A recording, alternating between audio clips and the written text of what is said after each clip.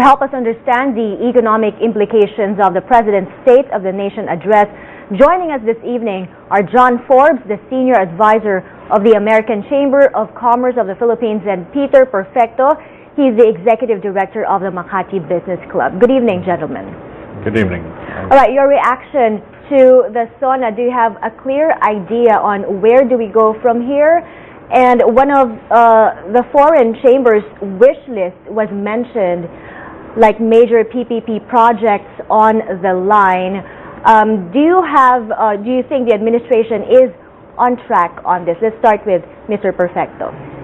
Well, I think in this SONA, he had some very specific objectives in mind. It was really reporting back to his bosses. So I guess for the business community, we'll just really have to hope that our list of recommendations that we sent the President can be considered. In the past, they have been quite open. They have listened. So we hope that this time, since they have 2 years left, they'll listen even more to some of the recommendations we made, including on the infrastructure projects. Mr. Forbes, your thoughts on the major projects, key infrastructure projects mentioned by the President? Well, I think, and I agree with what Peter said. The President was citing specific reforms among the many reforms that have been going on in the administration. I think clearly from the tone of and his selection of projects to cite, he's telling the Filipino people and the international community that he intends to continue on this particular path for the next 1 year and 11 months that he has in office. He cited some specific project. Particularly encouraging is the total amount in the budget that's being requested for infrastructure of 400 billion pesos, which is equal to 3.5% of GDP, which is a step forward towards the target of 5% of GDP to spend on infrastructure by next year. He cited the sort of momentum to the PPP program, which is starting to get larger projects actually awarded. He cited the one that was just awarded, the LRT-1 South Extension, which is a project that has been under consideration by 3 successive administrations over a period of more than a decade. And he committed to the Lakeshore Expressway, Laguna Lakeshore Expressway. He cited one project that had started in the last administration, which is the Tarlac-La Union Expressway, which is moving ahead. I think we look for more, and there are more in the pipeline. But the foreign chambers of commerce challenged the government to craft a long-term development plan extending through 2015, or at least beyond the usual 6-year tenure of the President, anchored, of course, on the sanctity of contracts and the consistency of policies. Are you optimistic of an improved business and regulatory environment for the long-term foreign investments? Well, I mean, to comment on your first statement, it is true that I think countries should have plans that go beyond a single administration. Malaysia and Indonesia have such plans. China has such plans. The Philippines has never had a plan beyond the sort of 4-year or 6-year term of an incumbent president. And that is a vision that the next administration could then adopt. It would be excellent if such a thing were adopted in the rest of this administration, and then we could advocate it in the next administration. I don't see a flagging in the commitment of this administration to continue reforms, and I think that's extremely important.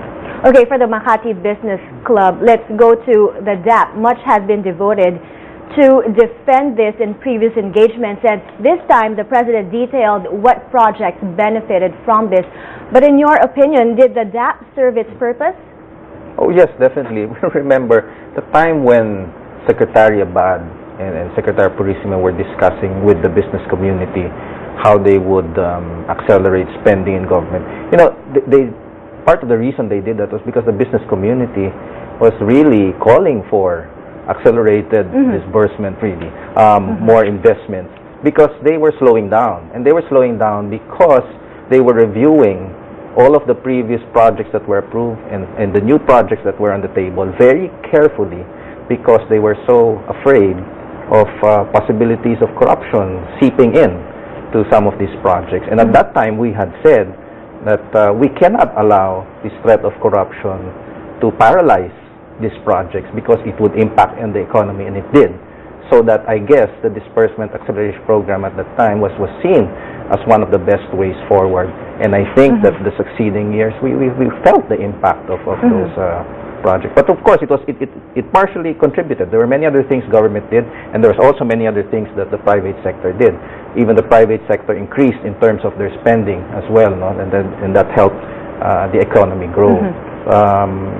And our concern right now is really that with a decision like this, that government may then become paralyzed again, like they were in the early years. We hope that will not happen, and then we strongly urge government not to make this another reason for a slowdown, but instead to keep going on. And if there are some things they can do, like getting Congress to define clearer what savings are, then by all means move forward on that, so that we don't slow down once again, because there is a momentum. Okay, there was a mention of a supplemental budget being asked of Congress. But one other point, one other thing pointed out in this SONA, there was no mention of the FOI bill, the Freedom of Information Bill, which was promised in a recent Good Governance Forum that this will be passed before his term ends. Your thoughts on this, sir? Well, I understand that the Speaker mentioned it today, and I think that's important.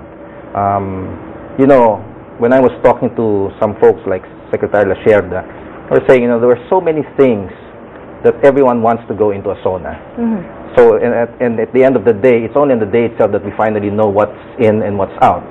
I think the SONA, the FOI bill was one of those proposed to be in the SONA, and many of us were hoping it would be in this SONA because it's very important. It's his last 2 years, and if there is one time that he can make a very strong statement about good governance through an FOI bill and institutionalizing freedom of information, this was that one moment that he could have done it. But in the end, I guess it didn't quite fit within what he was planning for this year, but we will continue to push, and we have received a lot of commitment, which is very different from the past, that this bill will pass before his term ends. And the fact that he mentioned it in a dialogue in a very public symposium, I think that's already a very important distinction from the FOI bill of the past. Okay, what about the smuggling problem, Mr. Forbes? He mentioned reforms under the new Customs Commissioner, but he didn't mention the problem in the movement of goods in our ports. What can you say about this? Well, the movement of goods in and out of the ports is a matter of not decongesting the port of Manila. In the past, governments have built new port infrastructure in Batangas and Subic. That's hard infrastructure, but they failed to put into place soft infrastructure to encourage those ports to be used. The plan for the port of Batangas started 20 years ago. The Philippines cannot become a higher level developed country if it takes 20 years to do projects. Earlier I mentioned the LRT 1 South extension. So I would call on this administration to continue some of its large projects, get them done. And then I'd like to add to what Peter was saying about legislation. The pattern of SONAs is that very few specific legislative proposals are actually mentioned by the President. So it's a mistake to expect that it's going to list all of the priorities. One has to look to the LEDAC, one has to look to the Presidential Legislative Liaison Office to come up with a list of priority bills and communicate that to the Congress, or you look at the list of priorities that Speaker Belmonte mentioned in his speech in the morning. I would add to, Peter was talking about FOI, I would add CMTA, the competition policy, BOT law amendments, and rationalization of fiscal incentives as important bills to complete in this Congress. Do you see an improvement, though, in addressing the smuggling problem? It's too early to tell. The smuggling problem has been endemic in this country ever since I first came here in 1971. There's a tremendous amount of corruption involved, a tremendous amount of money to be made all the way to the top in past administrations. It's very tempting for a president to name the head of customs and then to personally profit from that was going on in the last administration. An industry such as automotive assembly was destroyed by used cars inputs in Subic and a small extent up in Cagayan. So it remains to be proven that this government or any Philippine government has the political will to actually end smuggling. Finally, local and foreign business chambers have long called for the removal of restrictions on foreign investments. You say restricted investment areas such as media and retail should be opened up, and you've urged for foreigners to be allowed to control 100% of their businesses and own land to attract investments. Now, do you see this in the radar under this administration? Well, we'd like to see it on the radar of this administration for, at a minimum, a omnibus or a group of laws that make amendments to those laws in the foreign investment negative list. It's never been done before, and there was a public commitment by Secretaries Purisima, Balasacan, and Domingo to do that. But those legislative proposals have not yet been introduced into the Congress. The next few months would be the appropriate time to do that. And there's a resolution by the Speaker that is widely supported that would amend the restrictions that are in the Constitution to allow the Congress in the future to adjust those laws that you referred to: media, land, public utilities, natural resources, education, advertising, by law. That's the change. And other countries do that, and constitutions should not be set in stone forever, but be open to amendments to suit the changes and the challenges of the times. All right, thank you so much for joining us this evening, gentlemen. John Forbes, the Senior Advisor of the AmCham, and Peter Perfecto, the Executive Director of the Makati Business Club. Network News will be right back. Stay tuned.